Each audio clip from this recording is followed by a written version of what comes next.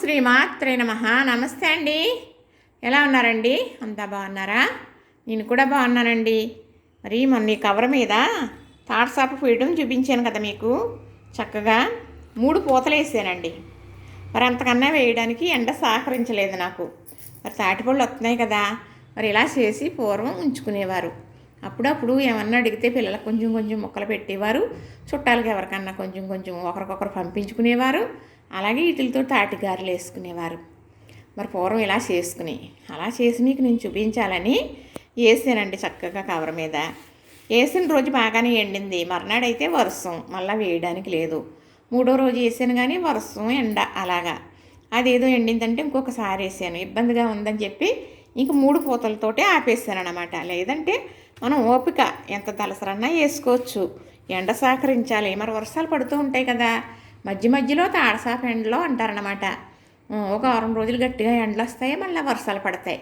ఆ ఎండలనే తాడసాప ఎండలో అని తాడసాప పూసుకుంటారంటే తాటికాయలు తెచ్చుకుని చక్కగా ముగ్గుని మాగొట్టుకుని మరి దూసి తీసి దీని మీద అలికెత్తి తాడసాప అనమాట. ఇది ఎత్తి తీసాను. ఇది తీసే విధానం మీకు నేను చూపిస్తాను.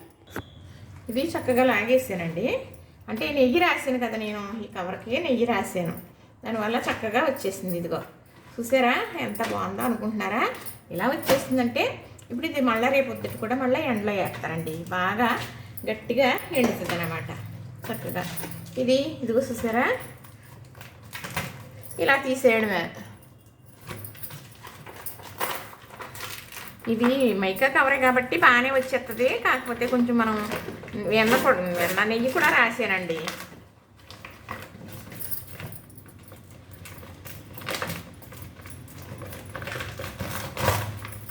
ఇంతేనండి, ఏమీ పెద్ద అట్టాసం ఏమీ కాదు.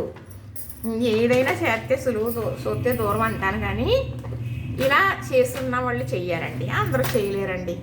అసలు అందరూ చేయలేరు. అసలు ఒక్క ఈసు కూడా రాదండి. నేను దూసి తీసాను అంటేని చక్కగా ఇదిగో చూసారా, ఇదిగో ఇది కూడా ఇలాగా ఉంచేసి రేపు పొద్దుట మరి నేను ఇప్పుడు తాటాకు సాపుకి వేయడం చూపించాను మీకు. చూసారు కదా చక్కగా. ఆ తాటాకు సాపు మీద అయితే చాలా బాగా వేయాలనుకుంటున్నానండి. కొంచెం తలసరిగా వేయాలనుకుంటున్నాను అనమాట. అసలు ఆ తాటాకు సాపు మీద పూసిన తాడ సాప అలా అయితే ఎంత బాగుంటుందో తెలుసా అండి.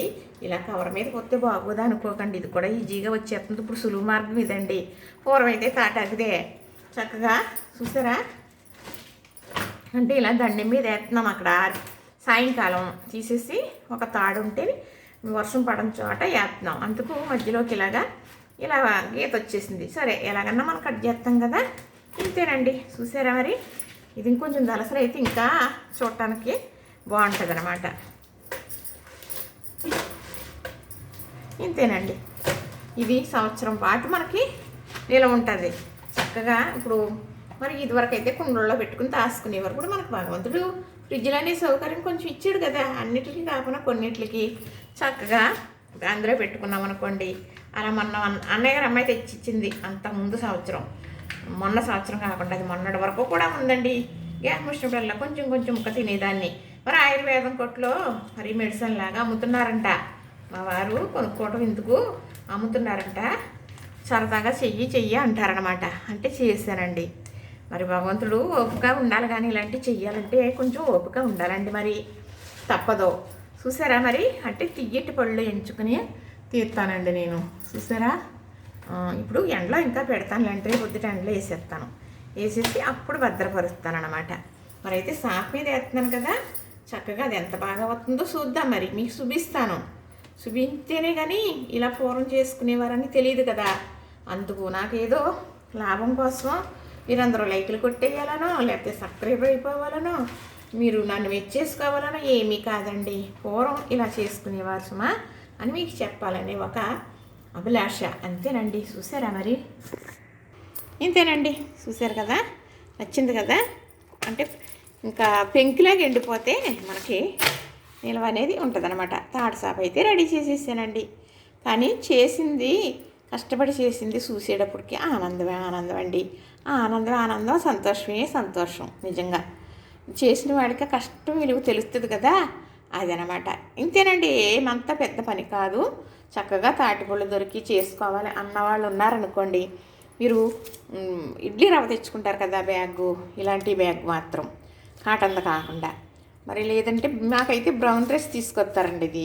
ఇది కొంచెం పెద్దది అనమాట, అందుకే ఇది కట్ చేసి వేసాను. చూసారా చక్కగా బాగా వచ్చింది కదా.